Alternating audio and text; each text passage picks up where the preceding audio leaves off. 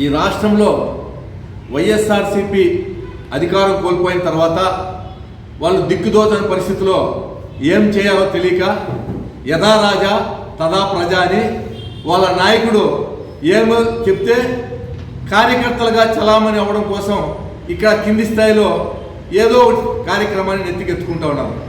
ఇప్పుడు కొత్తగా రైతు పోరుబాటు అంట, రైతులకి ఏది గిట్టుబాటు ధర లేదంట, రైతుల కోసం ఏదో సేవ చేస్తూ ఉన్నట్లుగా ఈరోజు కార్యక్రమాలు చేస్తూ ఉన్నారు.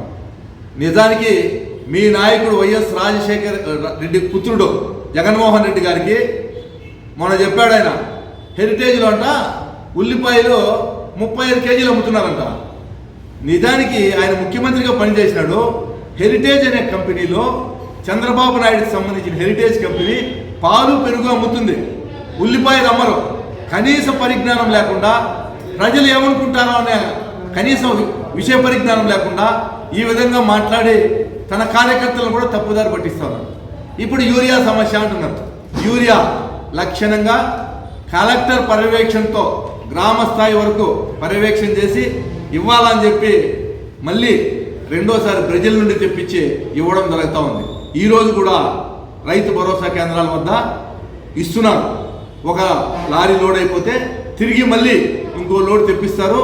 15 రోజుల్లో మొత్తం సెటిలైట్ అయిపోతుంది. అంటే మడి కలుపు తీసే దశకి, వరి చిరుపొట్ట దశకి వచ్చేసరికి రైతులకు ఎట్టి పరిస్థితుల్లోనూ యూరియా కొరత లేకుండా చేస్తారు. తర్వాత గిట్టుబాటు ధర అంటున్నారు. మరి మీ ప్రభుత్వం అధికారంలో ఉండగా ఏ విధంగా గిట్టుబాటు ధర కల్పించారు మేము అడుగుతున్నాం. టమాటా రైతులు రోడ్డు మీద పారబోసారు, పక్కన పారబోస్తే పట్టించుకునే నాదుడులే. ఆయన తంబలపల్లి వచ్చినాడు, ఒకసారి వచ్చి ఏం చెప్పాడు, ధరల స్థిరీకరణ ఇది చేస్తాను, 3000 కోట్లతో చేస్తాను, టమాటో రైతులను ఆదుకుంటాను, రేటు తగ్గిపోయినప్పుడు గిట్టుబాటు ధర కల్పిస్తాను అని చెప్పాడు జగన్మోహన్ రెడ్డి గారు. కల్పించారా? ఒక్క రోజైనా మీరు రైతులకు, టమాటా రైతులకు ఆదుకొని కల్పించారా? ధర కల్పించారని అడుగుతున్నాం. కలపలే. మేము పొగాకు రైతు చెడిపోతున్నాడని, పొగాకు రేట్ డౌన్ అయిందని మేము గిట్టుబాటు ధర కల్పించాం. మీరు మా ఆ తర్వాత పోయి జగన్మోహన్ రెడ్డి గారు ఆడ పోయి రాజకీయం చేసి ఆ బ్లేడ్లు కూడా ఎత్తుకొని పోయారు. ఆ తర్వాత మొన్న బంగారుపాలెం వచ్చాడు.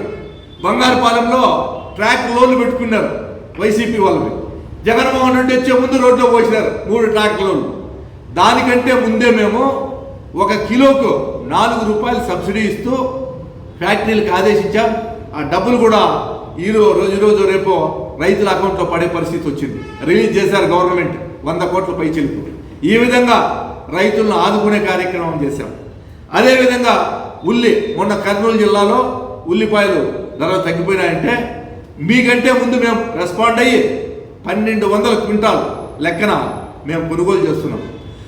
ఈ విధంగా ప్రభుత్వం మీకంటే ముందు స్పందించి రైతులకు తగ్గిపోతే రైతుల పక్షాన నిలబడి ప్రభుత్వం అన్ని విధాలా అండగా ఉండి ఆదుకుంటా ఉంటే మీరు మీ ఉనికి కోసం ఈరోజు పోరాటాలు చేస్తున్నారు. నిస్సార్ అహ్మద్ గారు నిద్ర లేచినప్పటి నుండి అబద్ధాలు మాట్లాడుతున్నారు. ఒక్క నిజం కూడా చెప్పడంలే. ముందు ఇంజనీర్గా ఉన్నప్పుడు నిజాయితీగా ఉండే మంచి మనిషి. ఈ పార్టీలో చేరి సవాసు దోషమో అన్ని అబద్ధాలు చెప్తున్నారు. కాబట్టి నిజాలు తెలుసుకోవాలా, ప్రజలంతా నిజాలు తెలుసుకుని ఉండాలని చెప్పి తెలియజేస్తున్నారు.